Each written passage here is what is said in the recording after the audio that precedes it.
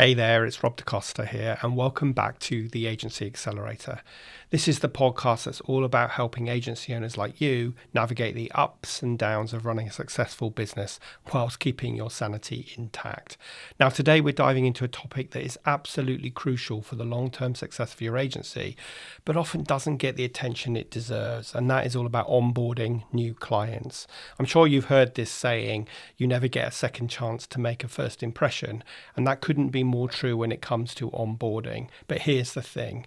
It's not just about making a good first impression. Your onboarding process sets the tone for the entire client relationship, helps you avoid future problems, and ultimately lays the foundation for long-term success. So if you've ever felt like your projects start off on the wrong foot, or you're constantly scrabbling to get things on track after a client signs on, or maybe every new project feels like a whole new ball game, then this episode is for you. We'll talk about why having a structured onboarding process is a game changer, how to set the right tone and expectations from day one, and I'll walk you through some practical tools and techniques that will make your onboarding process seamless and stress-free. Plus, I'm going to share with you some common onboarding mistakes that I've seen many agency owners make time and time again, and I'll share how you can avoid them. Trust me, nailing your onboarding process will not only save you time and headaches, but keep your clients happy and coming back for more. So lots to cover, and let's jump in. I'm Rob DaCosta, and this is the Agency Accelerator podcast. As someone who has stood in your shoes, having started, grown and sold my own agency, I know just how it feels in the ups and downs of agency life. So this podcast aims to ease your journey just a little by sharing mine and my guests' experiences and advice as you navigate your way to growing a profitable, sustainable and enjoyable business. I bet you can relate to this. You've worked super hard to win a new client and you're anxiously waiting for that email, and then your inbox pings and you get an email that you open up that starts with "Congratulations." Oh my God, you're euphoric. But that excitement is quickly replaced by worry about delivering on your promise and keeping the client happy. And this is where onboarding becomes so important. And when I say onboarding, I don't just mean sending a welcome email or getting the signed contract back. I'm talking about a structured, intentional process that sets you and your team, if you've got one, and your client up for success right from day one. Let me share a quick story. Early on in my agency career, we landed a new client and it was our biggest client to date. We were super excited and we dove straight into the project without giving much thought to the onboarding process. After all, we just wanted to start delivering on the results that we promised. We assumed that the client was on the same page as us, and we kind of fumbled our way through the first phase without stopping to see the wood from the trees. Well, as you might guess, that didn't go so well. The project hit roadblocks almost immediately because we didn't set clear expectations up front. The client had one timeline in mind and we had a slightly different one.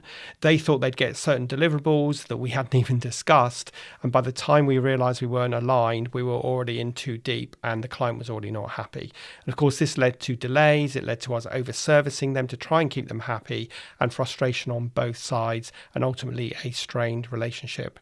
This is one of those slow down to speed up moments, and is what happens when you don't have a structured onboarding process.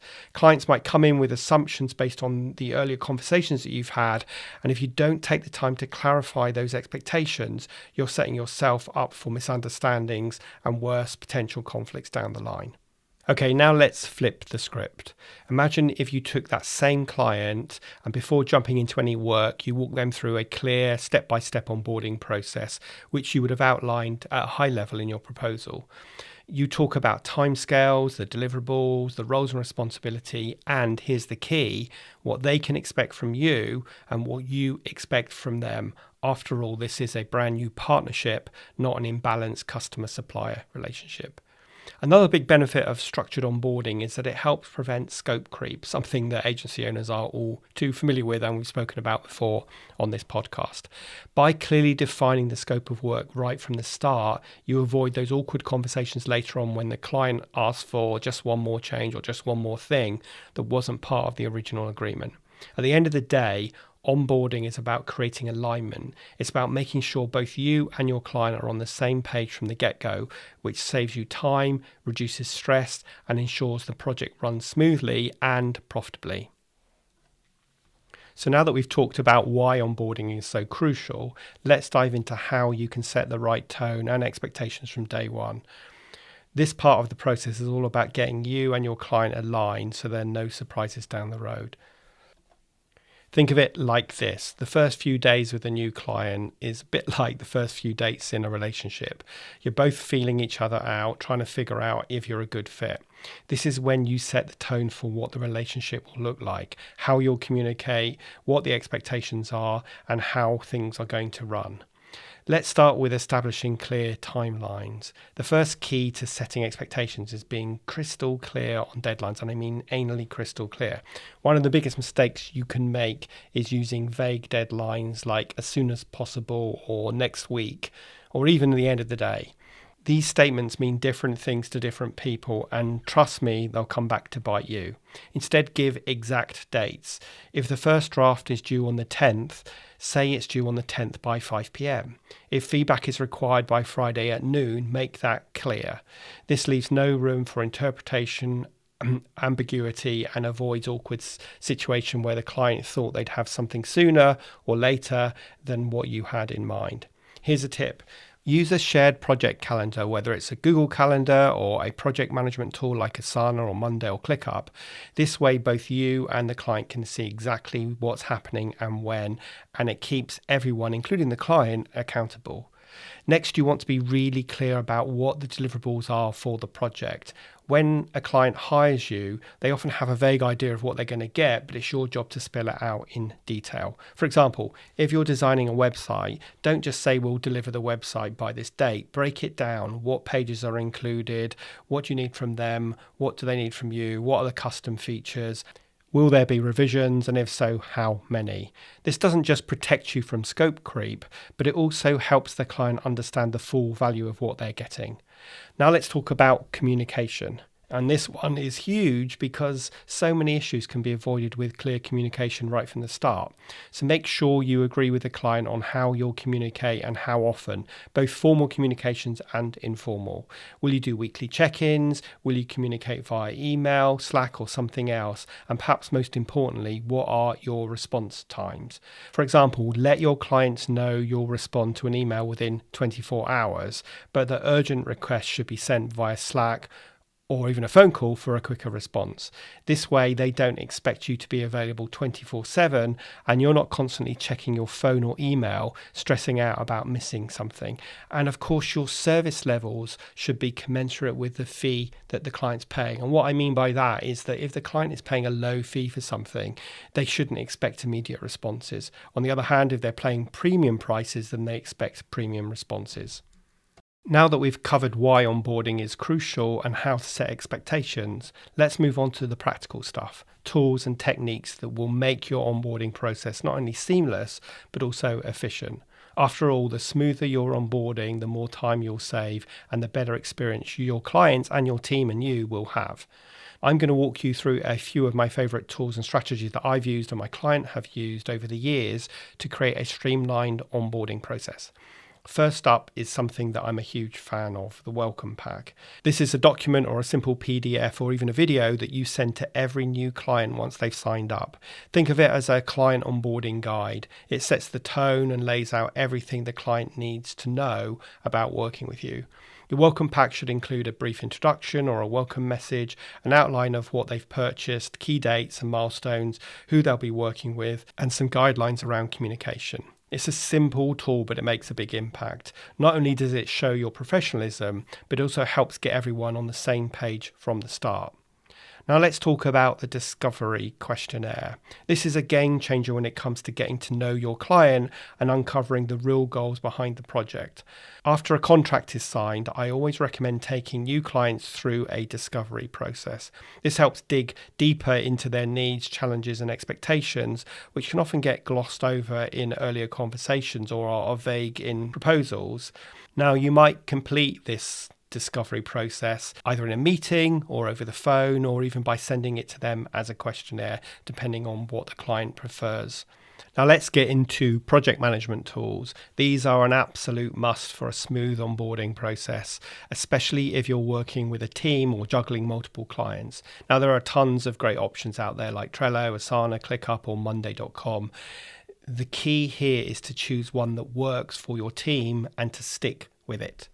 I like to create a specific onboarding template for every new client. It includes all the tasks that we need to complete, the key milestones and assignments to team members. This not only helps you stay organized, but it also gives your clients visibility into the process. They can see where the project is at any given time, which helps build trust and reduces those constant "what's the status" type emails.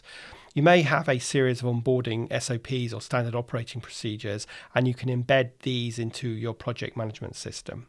Now, if you want to take things a step further, you could consider setting up a client portal. Think of it as a one-stop shop where your clients can log in to access everything related to their project: documents, timelines, reports, meeting notes, you name it. Platforms like Basecamp or custom WordPress portals can provide this central hub where clients can stay updated without the need for constant back and forth emails. And taking it one step further, in the world of AI, you might even consider creating a chatbot that can answer clients' questions 24/7 and give them project updates. Lots to consider here, but my advice is to keep it simple and to be consistent. Do not let teams do their own thing in their own way, since this creates bottlenecks to scaling your agency and ultimately creates chaos and anarchy. Now let's talk about what can go wrong, because even with the best intentions, onboarding mistakes happen. But the good news is these mistakes are easy to avoid once you know what they are. The first big mistake is using vague timelines, as I said earlier. Instead of giving clear, specific dates, many agency owners agree to something like as soon as possible, or in a couple of weeks, or even by the end of the day. Now, this might sound fine in the moment, but it's almost guaranteed to lead to misunderstandings and disappointment later on. Your client might think as soon as possible means tomorrow, while you're thinking next week. Or maybe you're thinking 6 p.m., but the client thinks the end of the day is 4:30 p.m. And before you know it, they're chasing you for updates and you're scrambling to meet undefined deadlines. The second big mistake is not clearly defining who is responsible for what. Here's a classic example. You assume the client is going to provide you with content, but they think that you're going to do the research and write it. Or maybe the client assumes your team will handle all the approvals, but your team is waiting for the client to get sign off before moving forward. Cue frustration on both sides. Another mistake I see way too often is skipping the kickoff meeting. Look, I get it. Sometimes you're eager to get started and just want to dive into delivering fantastic work. But trust me, skipping the kickoff is a big miss. The kickoff meeting is your chance to align with your client before any work begins. It's where you get everyone on the same page. You meet the wider team, they meet your team, you clarify expectations, and you build rapport and trust. Now, here's another mistake that is really easy to overlook, and that is just simply not asking enough questions up front. A lot of agency owners get excited when they sign a new client and are eager to impress, so they dive right into the work. But without taking the time to ask the right questions, you might miss some really important details that could save you a ton of time and hassle later on. Again, this is a slow down to speed up moment. Finally, let's talk about over-promising. When you're onboarding a new client, especially if it's a big one, the temptation is to over-promise. You want to impress them, so you agree to tighter deadlines than were in the proposal, extra deliverables, or things outside of your normal scope. But here's the problem. Over-promising sets unrealistic expectations, which are almost always impossible to deliver and lead to disappointment. So make sure all your team understand this. It might sound impressive in the moment to make these promises, but it creates all sorts of problems down the line, and most importantly, leads to stress and unprofitable projects. Well, we're in the final stretch now, and I want to talk about why onboarding isn't just about starting the project right. It's about setting the stage for long-term client satisfaction and retention. When most people think about onboarding, they tend to focus on getting through those first few weeks of a project. But here's the thing, onboarding is your chance to lay the groundwork for a long and prosperous relationship with your client. If you do it well, you're not just managing one project, you're opening the door to future work, referrals, and a deeper partnership. Think of onboarding as your first big opportunity to demonstrate your value. By setting clear expectations and delivering on them early, you build the kind of trust that keeps clients coming back for more. When your client feels confident that you're on top of things, they're less likely to micromanage or get anxious about every detail. Happy clients aren't just clients, they are advocates. They'll refer you to others, they'll come back for repeat business, and they'll trust you with bigger, more strategic projects over time. And that's where the real value of strong onboarding shows up, not just in the success of a single project, but in the long-term growth and stability of your agency. So there you have it, everything you need to know to get your clients off to a strong start and build a foundation for long-term success. Remember, onboarding isn't just about getting through the first few weeks of a project. It's about setting the tone for the entire client relationship, building trust early, and laying the groundwork for future business. Now, if you're ready to take your client management skills to the next level, I want to invite you to check out my Client and Account Management Mastery course, which has been updated in 2024. It's packed with practical strategies, real-world examples, and tools and templates that will help you master every aspect of client relationships, not just the onboarding process. But here's the best part. This course is fully supported by Ask Rob Anything, my AI-powered digital coach. Whether you're stuck, unsure, or need advice or even feedback, you can tap into years of experience with just a few clicks. It's like having me in your back pocket, ready to help whenever you need it.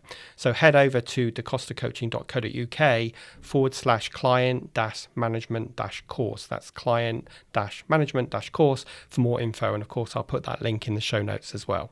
Other than that, thank you so much for tuning into the Agency Accelerator. If you found today's episode helpful, please do be sure to subscribe and leave a review, since it really helps us reach more agency owners just like you. And don't forget to share this episode with anyone who could benefit from a more structured onboarding process. So until next time, take care of your clients, take care of your agency, and keep accelerating your success.